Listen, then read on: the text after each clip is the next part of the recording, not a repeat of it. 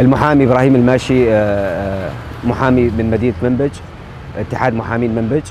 طبعا بما تتعرض له مناطق شمال وشرق سوريا من انتهاكات لدولة الاحتلال التركي، إن دل أن ما يدل على التخبط السياسي الذي تعانيه أنقرة من في هذه المرحلة.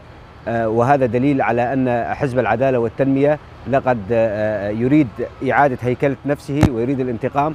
نحن نعرف أن الباقي على أردوغان 6 أشهر حتى يقوم بالترشح للانتخابات، ويريد من هذه العملية تحقيق إنجاز ما، طبعا لإعادة ثقة الشعب التركي به وبحزب العدالة والتنمية.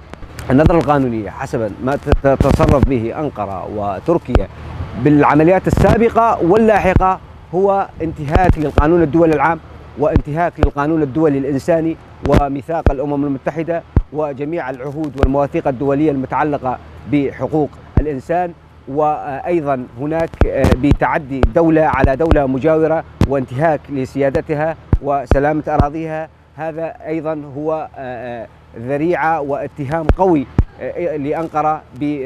طبعا مجلس الأمن الدولي يجب أن يتخذ الإجراءات الصارمة والعقوبات الصارمة لوقف انتهاكات الدولة التركية، ويجب أن تتضامن جميع المجتمع الدولي مع سوريا بشكل عام ومناطق شمال شرق سوريا بشكل خاص، وأن تقوم بأقل شيء أن تقوم بطرد السفراء الموجودين في تلك الدول تضامنا مع الإنسانية حقيقة، لأن الشعب هذا هو بشر يتعرض لانتهاكات، يتعرض لتهجير، يتعرض لقتل، يتعرض باستخدام الأسلحة المحرمة دوليا، يتعرض من أجل أن لا تستهدفهم قصف الاحتلال التركي لمنازلهم.